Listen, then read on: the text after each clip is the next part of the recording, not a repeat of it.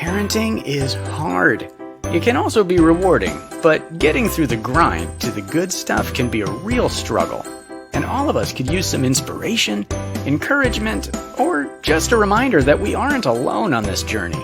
Sometimes even parents need a timeout.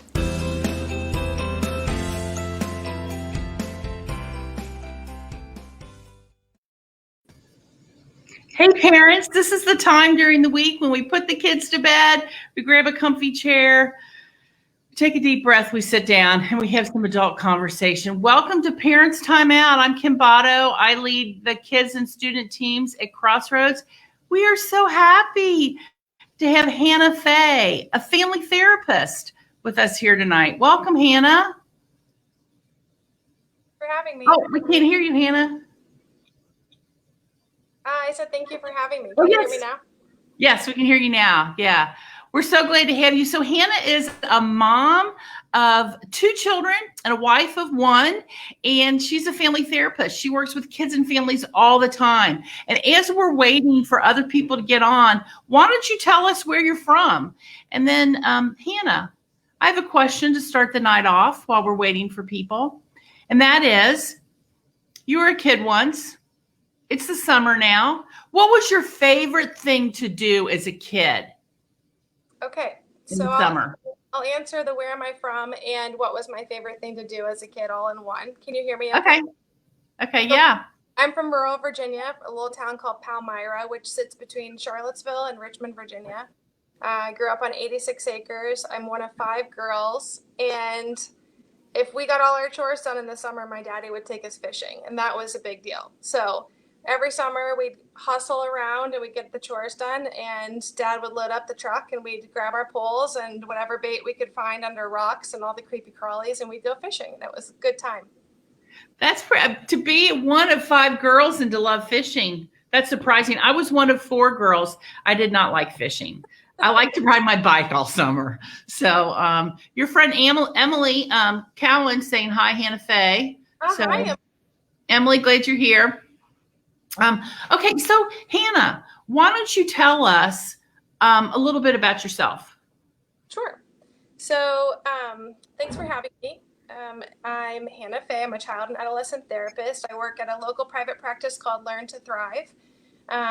It's a great place to work. We have a great team there of therapists. We do marriage and family, child and adolescent, singles. I got into this world because what was modeled for me in my home was service for others. And I found social work pretty early on. In college, I was like, wow, they made a major for me. I love helping people. I love fighting for injustice. I love speaking out on behalf of people who have lost their voice. And so I graduated from Taylor University and met my husband there. We lived in Mason, Ohio for 5 years. I worked in foster care. Got my master's, worked in Cincinnati Public Schools doing counseling, which I loved. I loved everybody calling me Miss Hannah, come fix this problem that's happening running down the hallway. We've got a runner. It was an adventure every day. And then 5 years into our marriage, we decided to take another adventure and move to Monterey, Mexico with Back-to-Back Ministries. So my husband and I packed up our stuff, gave our dog away, and lived in Mexico for 5 years, where I did some program development, some research, and we ended up being group home parents for a residential program there in Mexico. So we had 6 teenage boys who lived with us. At the time, we were fostering a little girl who we later adopted, who is my 16-year-old now. And then we had a baby. So life was never boring and always an adventure. And I learned everything I never thought I knew about parenting and trauma and working from kids from hard places. So I've been back for 4 or 5 years. I've kind of lost track now, and love working with the families that come into my office, love partnering with parents. It's a hard job, a very hard job. And no one tells you about it. So that's right. And that's why we're doing this, so we can talk about it. And I love your perspective, because you have the perspective. So you're a therapist, you talk to a lot of different kids and families, but you've parented your own kids, and you've parented kids for shorter periods of time, and kids who had especially challenging behavior. So we're really glad you're here. So as we get started tonight, I was in a meeting the other day and we were talking about how can we as a church help parents talk to their kids about what's going on in the world right now. And I even said, I'm a white grandma. Nobody wants to hear from me on this subject. And actually, one of my friends who is African American said, no, we need to hear all voices in this subject. So as we get started tonight, the topic is, how do we help our kids navigate these big feelings that they have? And with what's going on in our world right now, many people are having big feelings. I mean, anger, sadness, rage, just a wide range of them. So Hannah, as parents, how do we help our kids navigate that? Yeah, that's a very good question. I think that, first of all, I just want to tell you a little bit of context from where I'm coming from. And that is that when I share information with people, it's always power with, not power over. I'm not the expert with all the answers. Yes, I've been to school. Yes, I've walked through a lot of things with a lot of people and I educate myself, but it's not me talking down to you. It's me doing this life with you guys. So just please hear me in that.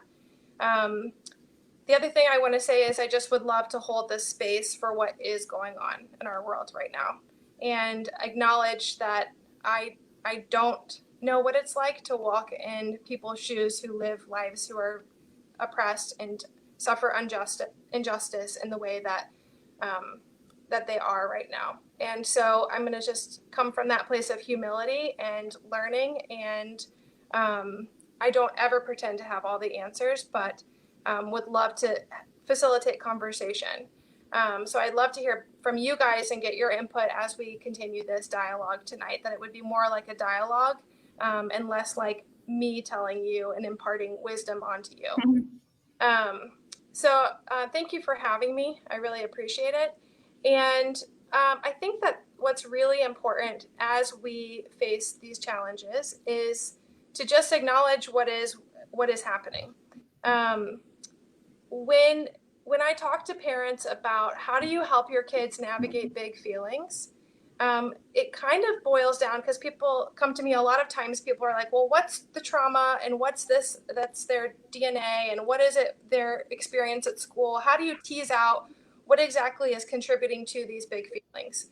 And I say, let's just strip it all down and understand that they are big feelings, okay? And even just naming the feeling actually helps your brain release a chemical that washes over you and helps you feel calm. Dan Siegel, in his book, The Whole Brain Child, calls it Name It to Tame It. So if anyone's ever read that book, The Whole Brain Child, it's a fantastic one. And so just naming them like, hey, it looks like you might feel a little angry, or it looks like you got a lot going on. And when we name our kids' feelings, first of all, it's really impossible if we don't do the work ourselves. So the first place that we start anytime we're working with our kids is with us first. And is that not the truth? Our kids are just one giant mirror holding up like our reflection. I mean, if you want to learn anything about yourself, just watch your kids when they're having a meltdown. So not what we want to do. We do not want to look in the mirror. It is you. It is you, and yeah, best part, your worst parts all coming out, and it's this beautiful reflection of, yes, I did that. So the first thing is that we have to be aware of what's happening in our own minds and hearts, in our own bodies. And really, feelings are just the names that we give to our bodily sensations. And so really tuning in to what your body is trying to tell you first as a parent. We use that word in counseling, especially in our practice, a lot, the attunement word. Attunement is really that dance that a mom does with her new baby, where she's trying to figure out, like, do you have a wet diaper? Are you hungry? Are you gassy? What's going on with you? And they're watching and scanning and trying to read that beautiful baby for signs to know how in the world do I take care of you in this moment. Right. And if we don't attune to ourselves first and offer self-compassion and take some time for ourselves, then when our kids have big feelings, we will never be able to help them in that moment. We call that co-regulation, where we stand together and we partner with our kids to face whatever the need is. We're always looking for the need behind the behavior. So behavior are these outbursts of these feelings that we have, these sensations in our bodies, and kids are like, well, it's got to come out, and here it comes, and you better know what to do with it. And we all know when game on it, like any parent out there knows, like when your kid's like on the fence, and then when they're like, Right. oh, trouble, and then you're like, oh, we're there. It's usually That's right. bedtime, in the morning, any transition, really any transition. And so I think that what's crucial in all of this is that we check in with ourselves first. What feelings make us uncomfortable? What feelings are tolerated in our families? And to first calm ourselves, it's like the classic thing. You put your oxygen mask on first before you give it to your kid. You got to tune into yourself first so that you can be present with the feelings that your kid is expressing. Yeah, and I think that's really good, considering how our feelings were handled when we were a kid. That's so good, because I think we do things that we think are just normal and typical, but actually may not be, and so don't help our kids. So with what's going on right now, how do we talk to our kids about what's going on in the world right now? And if you guys have any questions for Hannah, this is your chance to ask a family therapist anything you want. Stump the therapist. The game. Well, I think there's a lot of complex layers of what's happening in our world right now. I mean, we were essentially in the middle of a pandemic, and then all of the injustices happened and people's response to it. It was interesting because I was mentioning to you earlier, Kim, that I was finishing up a class in the Tri-State Trauma Network today on trauma. And what happens in our bodies when we need to address something that's an injustice, or we have anger, or we have fear. And our bodies automatically know that to get to safety, we flock. So we go into herd mentality. So it's just really interesting to see a lot of trauma responses being played out in the news and in our communities right now, so that people can feel heard. Essentially, people are looking to be heard. Their voices are looking to be heard. We all, as humans, want to be seen, heard, and valued. And I think that's a great way to explain it to your kid. Hey, guess what? We all need the same thing. We were wired this way. We were wired and created by our Creator for connection. And in that, He wants us to see His worth reflected. That's what you're made of. You're made in His image. And so when we are not seen, heard, and valued by our parents, by our peers, by our communities, by our society, then that brings up those feelings for us, the feelings of fear, abandonment, and anger, right? And so there are a lot of layers here. It's that piece right there. And then there's the piece of this continued grief and loss that we're all experiencing that's happened since the beginning of this pandemic until now. And then I believe will continue to happen until we go back to, whatever that magical unicorn normalcy is, right? And right. I think the best way to describe what happened was that first we lost, normalcy in one sense of it. Then all the things shut down. There was another sense of loss. And then, each time the rules came out, it was more and more loss. And we realized, this has a ripple effect on all of us. Right. I think the biggest one now that we're in is that, there was this end of school year and beginning of summer that sort of just got muddled. Did you want to say something? Were you going to ask something? I was just going to say, there are so many feelings going around, and some kids simply can't articulate it. So if we feel like something is going on with our kid, what kind of questions do we ask? How do we make space for them to start? You said, name it to tame it. How do we help them do that? Sure. So if you're in the moment, there's always proactive things that you do when you're not in that moment, the moment when the train's off the track. And then there's things that we do when the train's off the track. And I think a lot of it is just sort of like education. When they were tiny, we were like, oh, you look really sleepy. Like, let's go take a nap. Like, here's the need. Here's how you take care of it. And I'm here to help you. Very simple. And so I think as we start naming them, it's sort of like this narration that we kind of go through them like, hey, And we can model it for ourselves too. Hey, mom's kind of feeling this way, so I'm going to do this to take care of myself. Have you ever felt that way? Right? And you create this safe place where dialogue can happen and where we can understand that we can mirror one another and match one another. Oh, my mom feels that way. I'm safe to express myself to feel that way too, right? The minute that we enter into, you shouldn't feel that way, or at least you have this, or, we're just like painting that silver lining around their gray cloud, then that enters into dismissiveness and possibly shame. And that sends a message to them about what feelings are good and which ones are bad. And that's what we kind of want to steer clear of. So creating space means, yeah, if I'm really honest, I felt that way too. You look angry. And you've seen me be angry, right? And so it's creating that time. I think that it depends on your kid and it depends on their developmental stage. I think asking a lot of questions, especially to teens, feels like an interrogation and can be really triggering for them. And so that's why I think that narration, where you're like, you start to just outwardly express what you're thinking and what's going on in your head and your heart, is really important, where you're modeling for them really good self-care. Oh, this is what happens when I feel injustice. I speak out. When I feel really sad about the transition of how the school year ended and how summer is beginning, this is what I do to make myself feel calm, right? When I get triggered and think that the pool in our community might not be open and my summer will be over, this is what I do to take care of myself, right?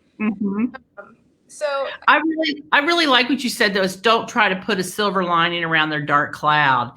And I know early on in parenting, somebody told me, just talk to me about, just validate their feelings. And sometimes their feelings in my adult brain, I'm going, that doesn't make any sense at all, but it doesn't make any difference because their feelings are their feelings and it's how they feel. And that's great. That's great input. So we have a question from Jason, which says, what are some good tools to help kids begin to name their feelings? Okay, so if they're tiny kids, you can play all kinds of games. Honestly, the app Pinterest is your new best friend, and you can pretty much find anything on that, but feelings games are a really big deal. There are a lot of great TV shows even out there for kids who are little to start naming their feelings, like Daniel Tiger, which is like the new version of Mr. Rogers, is fantastic. Those kinds of social stories where it's like, oh, this person experienced this and now they might be feeling that way. But I think if I could do it all over again, I would really start with what sensations that they're feeling in their body. There's a ton of work and research out there on the somatic response, our central nervous system, and our physical sensations. And as adults, I think that we have a hard time paying attention to those. We don't honestly recognize them until they've escalated. And if we just would slow down enough to pay attention to, okay, my heart rate's beating a little bit faster. Oh, I feel like tension in my chest, or I feel tension in my jaw, or different things like that. I would start to really help our kids know what's going on with your bodies. And there's a great tool. There's an occupational therapist tool that's called How Does My Engine Run? And you can start talking to them about like how their bodies are an engine. You can talk about how they can run like with the gas pedal stuck down and red, or that maybe the brakes there's no gas in the gas tank and that's blue. And how do we get to green, which would be a calm state. And that it's okay to go to red sometimes. It's okay to go to blue sometimes. And it matters is how fast you can get back to green and who do you need that's safe, that helps you back to green. And I think honestly, Kim, I think that's the biggest thing, is that if we as parents are so wrapped up in our own agenda, our own selves, our own making sense of what's happening, we don't have space for kids to have big feelings. I've noticed this with myself. It's like, I don't have time for that. You got to get going. I mean, being one of 5 girls, like I mentioned, my mom would say, there are way too many feelings in this house for me, so you got to. And don't worry, I went through a lot of therapy for that. But we have to be okay with them expressing their feelings, or they're never going to learn how to cope with them. They'll stuff them. They will stuff, and eventually it will come out. That's right. It will come out. And I think I have found those feeling charts to be really helpful too. Yeah. You know, there's a bazillion of them out there. And sometimes they might not be able to identify the word, but they might be able to identify a face that they feel like. That's good. Kristen Wooten said using the term mixed up feelings has been really helpful from Daniel Tiger for their family. Okay, I think we have another question. You can read that. What about watching Inside Out to help start conversations? Fantastic. Yeah, that's a great one. What about kids who, thinking about feelings, if they, in the summer, even though the summer has just started, we're coming off of quarantine, kids who are just bored all the time and they're just coming to you saying, I'm bored. What do we do? And what's our responsibility in that as a parent? Because I always say I'm not your activities coordinator. Yeah. So that's a really good one. And I wondered if we took a poll, how many people would be triggered by that word bored as parents? Probably a high percentage. You know, that's a triggering word for parents of like, what do you mean? I just bought you all the toys. We have all of these things. What do you mean you're bored? You know, like go find something to do, which is very dismissive, right? Go do your thing. And I think what's important is to recognize is that in the summer, there's a transition, a big transition. And even though we've been at home doing homeschool, round of applause to all the parents who got their kids through homeschool. No kidding. High five, people. There's a reason I don't school my children and I send them to school, and I found out all those reasons. And so I think that what's important is to acknowledge that that was a transition, and any transition is another layer of grief and loss. Grief and loss happens when we say goodbye to something and hello to something else. And this one was loaded because we didn't say goodbye to school the same way that we normally do. So that ritual was taken away from our kids. It was taken away from us. Right. I think it all sort of got muddled. And so I think marking it like, hey, school's over, summer starts, so that they can feel the difference of that transition and also know what's expected of them. It's really important that our kids know, okay, I need to have attachment. Who do I go to if I need something? And orientation. What's expected of me, and where do I go in my house or in my community to find it? If you think about yourself on a new job, you need to know who to go your first day if you have a question, and where to go to find the things that you need. Our kids are the same way. And even though they've probably done a million different transitions from school year to summer, this is different. The rug's been pulled out from underneath everyone, and so they're not as grounded and stable as they usually are. And so all bets are off. They need us to be present with them and walk them through this multiple times of, hey, this is what we're going to do. This is kind of our routine. They need structure. School, even though school was being done at home, there was still a lot of time and a lot of structure given to it. And so kids need structure because they need to have predictability. Why? Predictability makes people feel safe. They know what's happening next. That's why whenever you take your kids on vacation, they're like, where are we eating? Where are we sleeping? What's happening next? Like all the predictability is gone. Right. And whenever we increase structure, we also have to increase nurture, or our balance gets kicked off. So if you're like, this is happening, this is summer, you have to do this many math problems, this much reading, you have to do this, and this, and you don't give yourself play, and you don't play with your kids, they're going to feel that. And they're going to feel it even more because right now their threshold of tolerance for feelings is about right here, where normally it's maybe down here. Right. So you're saying, so as we go into summer, we need to establish some structure for them. But then as we're establishing that structure, the importance of nurturing them increases too. And so one of the ways we can nurture them is through play. How else can we nurture them? Physical touch, eye contact, letting them choose things. Like child-led play is a big one. Like even if it's, here's the secret, guys, 10 minutes a day. 10 minutes, the research says. Set your timer 10 minutes a day where they get to pick whatever they want. And to be honest, in that time, I sometimes have to bite my hole through my tongue. Like teach them something or redirect them or correct them. You just let them be. 10 minutes. Because our teaching voice of like, well, why are you doing it this way? Let's do it that way, sometimes can be translated as a correcting voice. And they need 10 minutes of just being with you. Wait, so you're saying we have to spend 10 minutes. We can't correct them. We can't, if they get rough with something and break it, we can't then use that as a teaching moment to tell them, well, you weren't playing with it the way. You're saying 10 minutes of just letting them lead the play, and we're just joining along with them. That's what I said.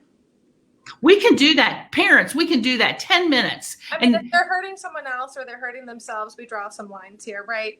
Right. 10 minutes. That's good. Good. You were talking about transitions from school to summer. Are there some helpful ways to mark those transitions so kids know, okay, we're moving out of this into something different? Mm-hmm. Yeah. So anything that is a ritual is a beautiful thing. There's a bunch of books out there about rituals. Well, what are rituals? Rituals are different than routine because rituals are routines that have connection. So maybe every day at 8 o'clock, the mom takes her kid and drops her off at school, and that's the routine. But a ritual is every time that kiddo gets out for school, she says, "See you later, alligator," and the kiddo says, "After a while, crocodile." That's a ritual. And so when there is an end of school and a beginning of summer, it would be really fun to establish some kind of ritual. And most of you probably do this. There are vacations, there are pool toys, there are all kinds of things that I'm sure all of you do that are rituals that you don't even realize. There's all of a sudden different kind of treats in the freezer and kind of fun connecting activities to do. But I think what's important is that during this season, when so many things have changed, camps are closed, and so many of those rituals that our kids look forward to every year, like every summer I went to the same camp and that was a ritual for me, are not available anymore. And so I think acknowledging that and saying, hey, this summer is going to look different. And there are some things that are going to be different, and there are some things that are going to be the same. And helping your kids just have, give them a fun treat and make it a fun family activity where you talk about it. What's the same and what's different? Let's just see.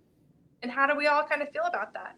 And go ahead. I bet there's people who are watching that have great rituals that they do to launch, jump into the summer. And if you have a great ritual, let us know what it is, because then maybe we can borrow your idea and turn it into our family ritual. I know for us, first day of school was always a big deal. And we would go and get ice cream, and then we would go to a park and we would sit and talk about our first day in school. And my youngest son, when he went to UC, so he was close, after his first day of classes at UC, he called. He goes, "So when are we going to go do ice cream and talk about our first day of school?" And they may even roll their eyes at it. But you're right, Hannah. It does make them feel safe. Let's see. Let's do one more. Oh, gosh. Oh, my gosh. It's almost time to. Hannah, that time just flew. Thank you so much. So helpful. And it's amazing with just doing something like 10 minutes a day, just focusing on our kids, validating their feelings. That can change our whole summer. And as we close, is there anything, do you have any closing words for the parents who are listening, or anything that you'd like us to try this week? Try the validation. Try when they're expressing themselves, even if it's behavior, to be like, wow, you look like really upset. It's really important for you to tell me that right now. I wonder what's going on there. I wonder how that's helping you right now. Staring away from shame, and say, I wonder if we tried it differently, what it would look like. But first, validate. I feel that way too. I see how you feel that way. And I still love you. And I wonder what would happen if we tried it a different way. Are you ready to talk about how we could do it a different way that might work better? That's good. And what do you think? I know so often as parents, we want to fix it when they're not feeling what we think they should be feeling. And I think there's such freedom in realizing it's not our job to fix it. Go ahead. It's just our job to hold the space. Right. That's good. Hold the space. I'm going to start using that. Hold the space. We've got some more questions, and we're going to get, Hannah, we'll get your responses, and we will respond to you, Shannon. Let's see. So as we close, we just want to bless you, parents. And this is one of my favorites. It's Every Moment Holy. A friend recommended it to me. And there's a liturgy for a moment of frustration at a child. So parents, if you have ever been frustrated with your child, I just want to bless you with this. Let me not react in this moment, O Lord, in the blindness of my own emotion. Rather, give me, a fellow sinner, wisdom to respond with a grace that would shepherd my child's heart towards your mercies. So equipping them for the hard labors of their own pilgrimage. So parents, thank you so much for tuning in. Hannah Fay, it was so fun being with you. I've heard so much about you, so it's been fun to actually engage with you. And parents, continue to put comments in there. I love you guys are sharing your ideas for how you start the summer, what some rituals are for you. And Hannah, we'll be in touch again. I might need to make an appointment with you. And then next week, we are going to be, Cameron Smedley is going to be on. He's a dad of 3. And a couple weeks ago, Chuck started the conversation about how do we talk to our kids about how do we talk with our kids about race. And we're going to continue that discussion on how we raise kids who will be fighters for justice for all. So bye, everybody. And thank you so much, Hannah.